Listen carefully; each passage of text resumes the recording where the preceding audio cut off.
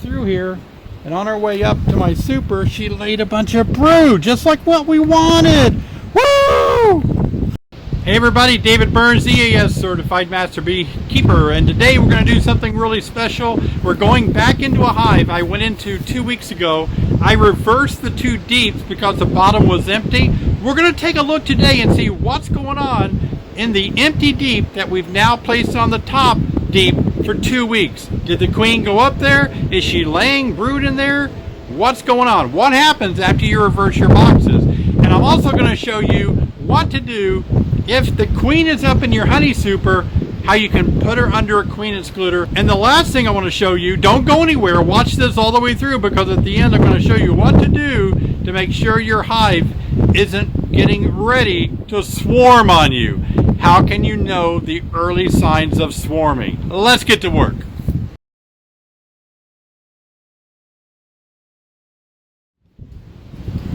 Last time we put 3 beetle traps in there to see if we could catch any beetles. And so we'll take a look at these beetle traps today to see if we caught any beetles. First thing you want to do before you remove beetle traps is kill any beetles that may be below the black edge of the trap itself, hiding underneath there. Just rub your hive tool like this and you can kill any beetles hiding underneath there. Smash them. Otherwise they'll run when you lift these up. I saw one over here take off, so let's smash them again. I saw a small hive beetle just jump out of there. Did you see it? Yeah, kill them. Oh, oh, I got her.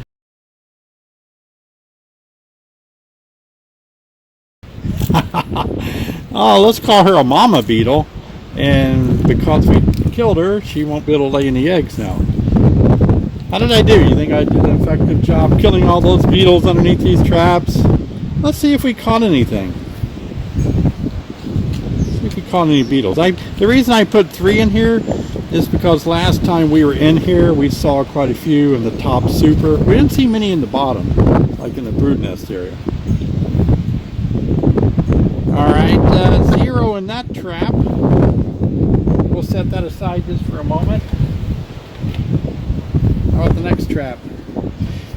Trapping small hive beetle like this, sometimes you'll want to put the traps right where you need them to catch the beetles, right where the beetles are. So you never know if the beetles are where the traps are. You might have to move them around a little bit. Don't spill any oil. Kind of got a little close. Oh, I killed by scraping the top, pushing it down. I killed a few there. And let's see. Got a few bees on there. I caught one. Caught one beetle there. So there's 4 that were dead because of the trap. One more. I think most of the beetles were more over here. Let's take a look.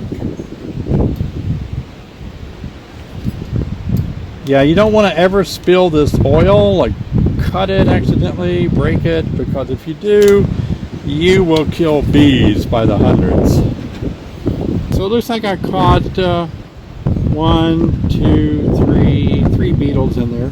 So any beetle that you catch is good. So if you remember, and you can watch my last video that I did a few weeks ago, how this super had brood in it, so I moved the queen down into the bottom deep, and I'm interested if she got back up here or not. Let's take a look, see where the queen is. I'm going to start with my outside frame because it has nothing in it. The comb isn't even drawn out over here yet. Something they never did last year. Put it on kind of late in the year, so they didn't have much time to draw everything out like I wanted. Okay, so I'm just looking down here as we go across. I got a frame of honey, another frame of honey capped over. I'm working fast today because it's windy. It's kind of a messy day for bees. I wore my heavy gloves so I could work fast. This would be a frame to look at because it's in the center, and the queen would be laying eggs in here if she's up here. And indeed, she has been up here. Doggone it. Look, I've got, I'm not going to say that I've got eggs, but I've got 3-day-old larvae, 4-day-old larvae. We have drones present. We were looking for them 2 weeks ago and we really didn't see what we wanted. So no queen there. Yeah, she's still laying way up here in this box, even after we moved her all the way down. Now, it could have been a queen excluder on there and cuffed her out, but I kind of hate to use queen excluders, but I might have to with this colony because it seems like she likes to lay up here, right? I'm looking now to see if I can find her up here. Don't really see her here. I do see young larvae. By the way, if you're thinking about pronouncing words in the bee yard correctly, one grub in the frame, you would call that a larva, and two, you would call them larvae.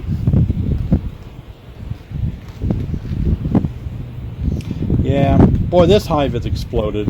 This is exactly what I love to see, but what I'm going to have to do is, the reason we're in here today, is to see how they're doing in the second deep and if they are getting ready to swarm. I'm going to show you some things to look for and the likelihood that the colony may be gearing up to swarm. So what you want to look for are certainly swarm cells. Yeah, definitely this hive is just ramped up production like crazy. Wow. Smells really good. I love the smell of the nectar they're bringing in. I do actually see eggs, a 2-day-old egg in this frame. So that means the queen is pretty darn close. Wow, that is so packed full of bees. Yikes. Sometimes when you're working bees like this and you see frames that are just so, drawn out and everything, it's just so full of bees. Don't you ever just want to not inspect anymore? It's like, I don't want to keep opening this up and disturbing the bees because there's so many bees in there. So what I'm going to do is just take this honey super off. I don't care where the queen is right now. I'm just looking to see what do you do if a hive is getting to swarm. Wow, do you hear that wind? It's over. Another reason I'm not crazy about inspecting this hive right now on this blustery day, but I have to. This is the only opportunity I'm going to have to look into this hive for the next few days because it's going to start raining and my schedule is too full, believe it or not, to actually do much more than what I can do right now.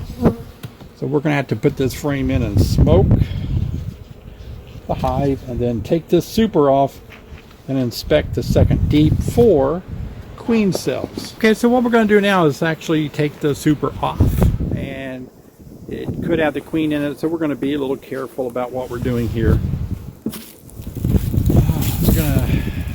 Something you have to really watch in the spring is, will your colony swarm? So what we're going to do is look for early signs that this colony may be swarming. Sign number one already has been fulfilled, and that is a lot of bees in there. So if your hive is strong, an overwintered colony will likely swarm coming out of winter.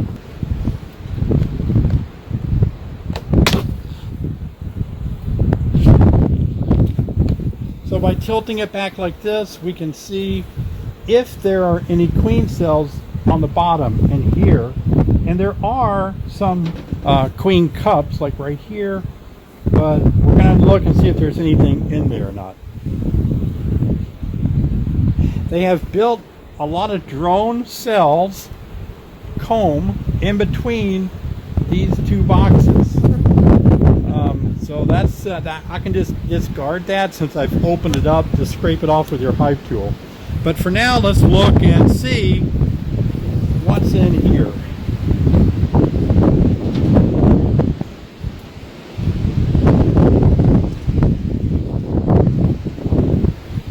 They're empty, and I don't see any others up in the super. So we'll set this aside for now. On its edge, I like to put it on the edge. That way if the queen is in there, I won't damage her. So what you need to do now is take a bucket or something. When you scrape the drone comb off, put it so you can discard it and not let it just throw it in the yard and attract small hive beetle.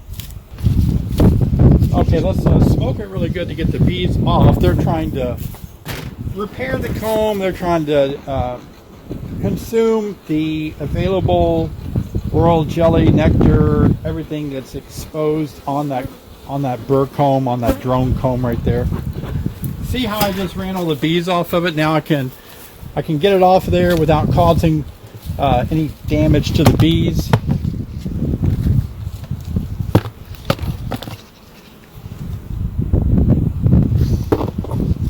Yeah, I definitely want to get rid of that. I dropped a piece on the ground. I'm going to pick that up. All right, that was fast and easy. Got the piece off the ground. Everything looks good and clean now. Let's continue our work. Now what we're going to do is kind of look through these frames a little bit, see what's in there.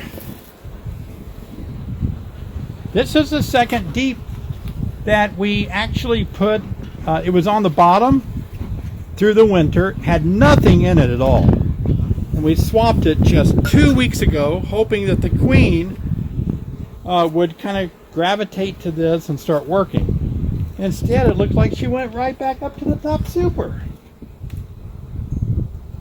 That's a queen for you, right? Never does what you want her to do. Never goes where you want her to go. Nothing on these two frames against the wall. Again, only 14 days ago, I think we swapped them. And so we want to see, what are the bees doing? When you reverse your deeps, what do bees do? Okay, we reversed the deeps 2 weeks ago. Now they're putting nectar in that frame. It was empty and had no bees on it 2 weeks ago. So it's just giving us an idea, when you reverse, what happens. 2 weeks ago, what's new here? Same thing. Pollen and nectar, no brood. Pollen and nectar, no brood.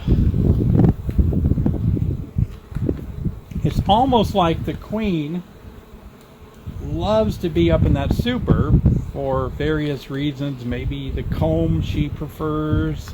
Maybe it's a little bit warmer in the top for her brood. Look at that. Beautiful pollen of various colors. On my other video you saw me capturing pollen, and I haven't sent it off actually. But anyway, look at the drones. The drones are here getting nourishment.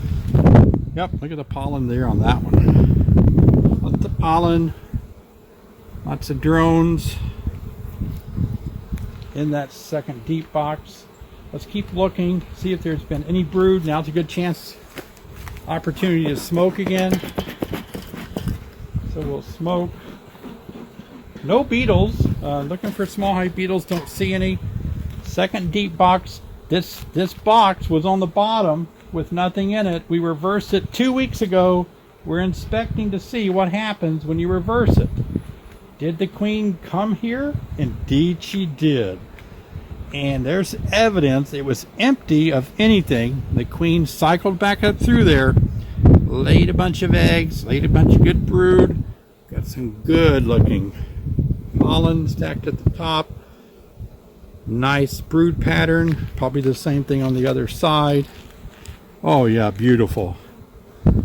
So that's just a beautiful frame of brood. Again, this is the result of rotating hive bodies. An empty hive body on the bottom 2 weeks ago became this today. Just one frame that is mind-blowing. Let's see about the other ones. We're getting a little further away from the brood nest area, but this frame might still have something on it. Let's take a look. Yep, it does. Indeed it does. So she was here laying. I'm looking for eggs. Don't see any eggs. Oh, there's some bees with green pollen, and there's a bee with red pollen and green pollen together. It's like Christmas time in the hive. That orange pollen, a bee with orange pollen on her back legs. Isn't that beautiful? I'm David Burns. I love bees. I have a passion for bees. I teach beekeeping classes online now. I've done online beekeeping courses for years. Take one of my online beekeeping courses and learn the skill of beekeeping. It is so fun. What could be more fun during a COVID-19 pandemic when you're stuck staying at home anyway. You might as well take up something fun like this, a nice hobby.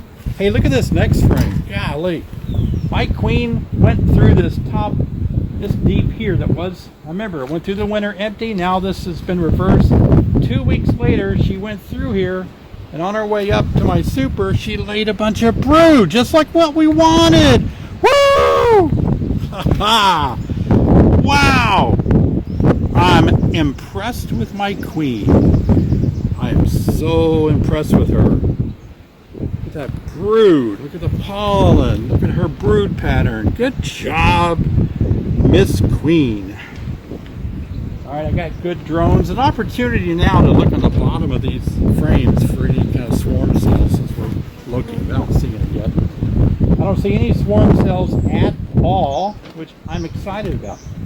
I think they would be on these frames right here, on the bottom of these frames. Swarm cells are at the bottom of frames. Take another look here. Beautiful. A lot of drones. Where did all those drones come from? We didn't even see any drone cells 2 weeks ago. Dang, that's very impressive. A lot of drones like this, along with good brood pattern, means that the hive is very healthy. That means they can feed these drones. They're going to be mating with virgin queens soon, so everything's good there. All right. So what I wanted to show you basically is, again, what this looks like. This is 2 weeks ago, maybe 3, but closer to 2 weeks ago, that this box here was on the bottom of the hive empty. So I rotated it, put my full box on the bottom with the queen in it, rotated my empty brood box here, coming out of winter, nothing in it. Now we've got 4 or 5 frames of really good capped over brood, and this hive is going to be really populated as these frames of brood continue to emerge over the next few weeks. Amazing, isn't it?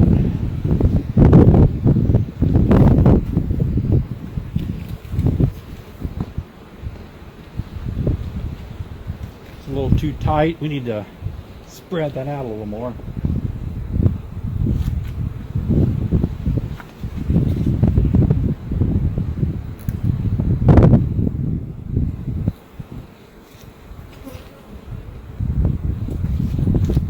Go on this side. Yep. Very good. Alright, so now I like what I see here. Everything's good.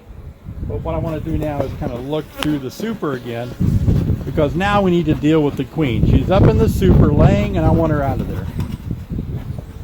We have the option of putting a queen excluder here, keeping her out, and letting that brood emerge. I think I might do that. Now, you've heard me say that I never use queen excluders, but never say never, right? Because this queen is determined to exist in my super. So in that case, we're going to queen excluder her out. This is a plastic queen excluder. Caps are too small for the queen to go through, but large enough for workers to go through, but not drones. Alright, so what we're going to do now is go ahead and put that on and start looking for my queen, and when we find her, I'll show you what I'll do with her. Let's go looking for a queen in the super. So now she's confined up here. Let's find her. Our mission today is to find the queen. I'm not 100% sure she's here. I saw eggs, but I saw pretty good brood down below. We might get lucky and she might already be down there. We just missed her. But we'll kind of go along with the idea that she's up here. A lot of these frames are just filled up with honey like this. But there are some frames of brood, young brood. So we're gonna take a look. Young brood would be pupa, larvae.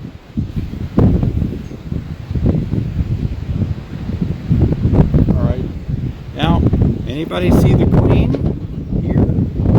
Anybody? Queen? Oh, I see her. She's in the darn middle. Stay out of my super, darn ya. What are you doing up here? So she's on this frame. So let me show you. Whoop, there goes a beetle right next to her. Stupid beetles.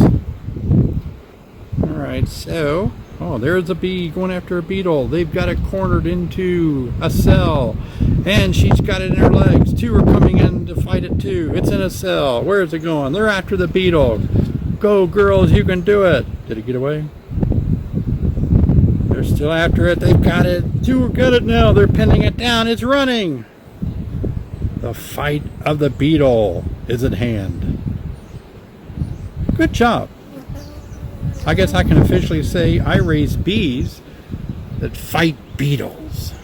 There's my queen over there. I'm gonna watch the queen so I don't hurt her. This is the simplest way for me to work with keeping the queen below the queen excluder. So many of you are dealing with this and you were like, I'm so glad he's going to show a video on how to do this. It's driving me crazy keeping my queen out of my super. Well, let's just do this.